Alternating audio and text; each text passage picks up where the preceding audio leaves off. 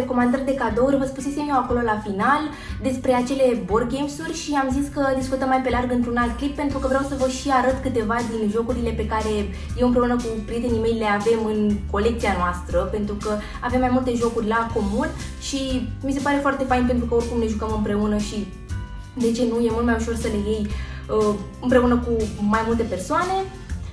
Și m-am gândit să fac acest clip separat pentru simplu fapt că e mai mult de discutat, adică vreau să vi le și arăt și în același timp chestia e că sunt niște jocuri foarte faine, dar nu foarte des întâlnite. Nu am văzut la foarte multă lume jocurile astea, trecând de cele clasice, Monopoly, Catan, Remi și așa mai departe, care, bineînțeles, și ele sunt foarte faine, dar pe care cel mai probabil le știți deja, pentru că nu cred că există cineva care nu s-a jucat măcar o dată în viață astfel de jocuri. În schimb, astea de aici nu sunt atât de des întâlnite, dar fiind foarte mișto, eu cred că, cum am mai zis, sunt o idee foarte bună atât pentru un cadou, să le cumpărați, să le dați cuiva, dar în același timp să le luați și pentru voi și să vă folosiți de ele în perioada asta că stăm foarte mult în casă, vă puteți juca cu familia, cu prietenii, așa că eu cred că e o idee destul de bună de activitate pe care o puteți face în perioada de față. Primul joc pe care vreau să vi-l arăt este acesta, se numește Organ Attack și cred că este un joc foarte interesant pentru persoanele mediciniste și nu numai, glumesc. Îl poate juca absolut oricine și e foarte interesant. După cum spune și titlul, este un joc care implică organe și afecțiunile organelor respective. Cutia arată cam așa după ce o scoateți din carcasa asta și arată ca o carte medicală, pentru că, na, cam asta e tema. Iar cărțile sunt în principal de două feluri. Avem organele și cărțile de atac. Organele sunt, după cum vedeți, mă rog, cărțile este albastre și sunt mai multe tipuri de organe. Mă rog, cele, în principal, cele mai cunoscute. Iar cărțile de atac, am spus că sunt acestea roșii, care, din nou, sunt foarte, foarte variate, pe lângă faptul că sunt, habar n-am, afecțiuni specifice organelor, de exemplu, asta care atacă splina, dar sunt și alte cărți, de exemplu, boost de imunitate, necroză, vaccinare și multe altele de genul ăsta. Nu o să intru foarte tare în detaliu despre cum se joacă fiecare joc pentru că nu mai terminăm niciodată, dar în mare ideea este că fiecare jucător are un număr de organe și primește un anumit număr de cărți de atac și în funcție de asta va trebui să atace celelalte persoane, să îi distrugă organele, să se poată apăra dacă are cărți de apărare și așa mai departe. Și bineînțeles, câștigătorul este cel care rămâne la final cu cele mai multe organe în viață. Următorul joc pe care vreau să vi-l arăt este Camel Up. Așa se cheamă jocul și așa arată cutia. Este un joc bazat pe principiul curselor de cai, dacă știți cum sunt cursele de cai, în care pariezi pe un anumit cal și până la finalul cursei vezi care câștigă. Dacă pariezi pe cel corect, bineînțeles că vei câștiga și cam pe chestia asta se bazează și jocul, doar că de data asta este vorba de niște cămile care concurează în cursă. Cămilele care participă la cursă sunt acestea, sunt în număr de 5 și ideea jocului este că fiecare jucător, cred că se joacă în maxim 8 persoane dacă nu mă înșel, fiecare jucător pariază la fiecare tură pe câte o cămilă în funcție de zaruri. Pentru că, după cum vedeți, sunt 5 zaruri corespunzătoare fiecare cămile și în funcție de ce zar se va da, ea va înainta numărul respectiv de căsuțe și în funcție de asta te poți gândi orientativ care va ajunge prima și poți paria pe ea. În schimb, oricum, sunt mai multe acțiuni pe care le poți face pe parcursul fiecarei ture. Am spus că nu o să intru în detaliu pentru că vreau să vă las și pe voi să descoperiți jocul, pentru că este foarte interesant și foarte plin de tot felul de chițe, e destul de complex jocul și trebuie să-l înțelegi. Dar ideea este că se poate schimba absolut oricând, niciodată nu ești complet sigur de decizia pe care o faci și totul se poate schimba în ultima secundă și poți să pierzi absolut tot ce ai pariat, ba chiar poți să ajungi și pe minus în ceea ce privește bănuții, pentru că, bineînțeles, de fiecare dată când vei nimeri practic ceea ce ai pariat tu, vei primi bănuți. Al treilea joc pe care vreau să vi-l arăt astăzi este acesta, care se numește Mysterium. Este un joc de imaginație, aș putea să spun, pentru că, în mare, este vorba despre deslușirea unei crime și, practic, toți jucătorii încearcă să lucreze împreună, să se ajute unul pe altul, ca să poată să deslușească o crimă care s-a produs în acest conac. Trebuie să descopere criminalul, arma cu care s-a produs crima și locul, adică practic o anumită cameră în care s-a întâmplat crima respectivă. Este vorba și despre o fantomă, fantoma celui care a decedat în conac, care practic le dă indicii acestor oameni, adică jucătorilor, care încearcă să afle misterul. Deci unul dintre voi va fi fantoma care va da indicii, indiciile fiind reprezentate de niște cărți care, sincer, nu au cam nicio legătură cu realitatea. Sunt cărțile astea și sunt un pic SF, nu știu, o să vă arăt câteva ca să vă prindeți despre ce vorbesc. Sunt puțin bazate pe suprarealism din punctul meu de vedere, dar tocmai de asta, pentru că în ele trebuie să cauți indicii practic, să gândești cumva creativ toată chestia, să poți să ajuți persoanele respective să ghicească ceea ce vrei tu să le transmiți.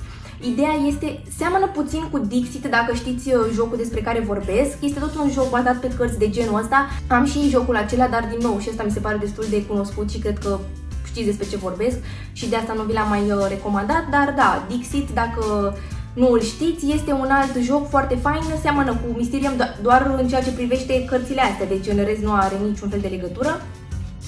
Și cam asta este ideea jocului în principal. Este, cum am spus, un joc de strategie și imaginație, creativitate. Mie una îmi place foarte mult, nu l-am jucat de foarte multe ori pentru că e relativ nou în colecția noastră, dar e foarte fain și chiar vi-l recomand din tot sufletul. Este fix pe sufletul meu pentru că mie îmi plac de obicei chestiile astea cu mistere, cu tot felul de crime și așa mai departe pe care trebuie să le descoperim. Un alt joc foarte funny pe care îl avem din nou de foarte puțin timp în colecție este acest joc care se cheamă Bătălia cuplurilor. Mie mi se pare foarte amuzant, mă rog, se joacă de obicei în cupluri, se joacă în maxim 4 cupluri. Vă dați seama că nu trebuie să fie neapărat cupluri adevărate. Bine, dacă sunt cupluri adevărate e și mai funny toată treaba. Dar în principal e vorba de 4 echipe. Trebuie practic să parcurgă tabla de joc. Tabla de joc e ceva de genul ăsta. Vedeți că sunt 4 colțuri din care poți să pleci, aici și aici. Pentru că sunt 4 echipe, cum am spus, și pe fiecare culoare, în momentul în care pică unul dintre jucători, trebuie să facă diferite chestii. Adică, în funcție de culoare, tragi o anumită carte și cartea poate să spună, fie să, nu știu, îl faci să ghicească un anumit cuvânt, în funcție de ce indicii îi dai tu. Sau mai există cărți cu imagini în care fiecare din jucătorii unei echipe, adică atât fata cât și băiatul, trebuie să noteze pe o tabliță, stați așa că vă arăt și tablița. Există o tabliță de genul ăsta și care se șterge de fiecare dată, deci scrii cu marker pe ea și se șterge cu chestia asta. Și trebuie să notezi pe tabliță 5 cuvinte, 6, care îți vin în minte în momentul în care vezi cartonașul respectiv și la final, după ce se termină câteva secunde, 45 sunt, că e clepsidra asta, cei doi trebuie să consulte cuvintele și dacă au măcar 2 cuvinte asemănătoare, practic se consideră că primesc un punct, adică primesc un bănuț. E un joc interesant pentru că mai sunt și întrebări de genul ce ar face partenerul tău într-o anumită situație și din nou trebuie să scrieți amândoi răspunsul și dacă nu se potrivește că e puțin cam jale. Glumesc. E un joc foarte funny, se termină relativ repede o tură și mi se pare chiar amuzant, mai ales, v-am spus, dacă e vorba de cupluri, cred că o să iasă chiar următorul joc. Ăsta e un joc pe care sincer l-am mai văzut, chiar l-am văzut pe YouTube pentru că e foarte amuzant în momentul în care și filmezi chestia asta și vezi ce iese la final.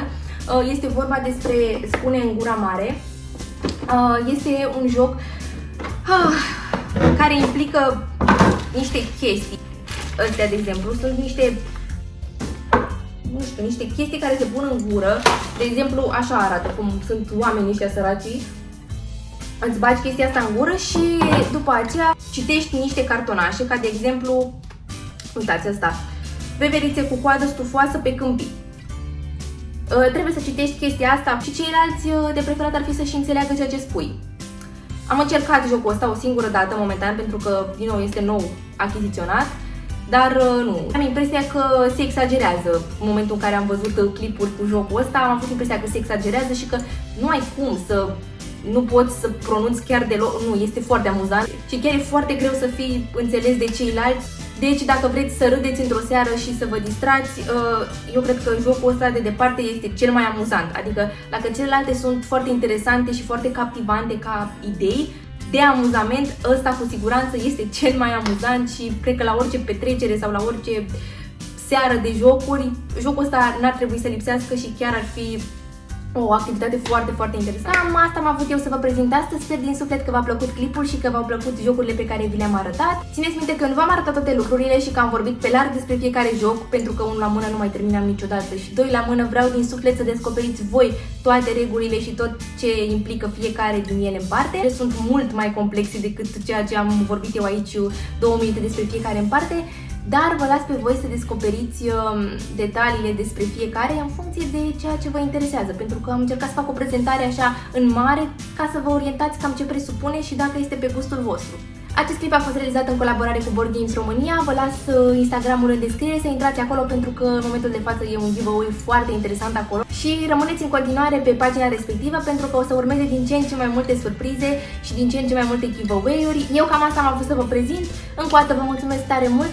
Ne vedem data viitoare. Vă urez o perioadă foarte faină în continuare înaintea sărbătorilor și bucurați-vă cât de mult se poate în perioada asta de dinainte de Crăciun. Eu în continuare sunt doamna Crăciun, după cum puteți vedea. V-am pupat, ne vedem data viitoare. Ciao!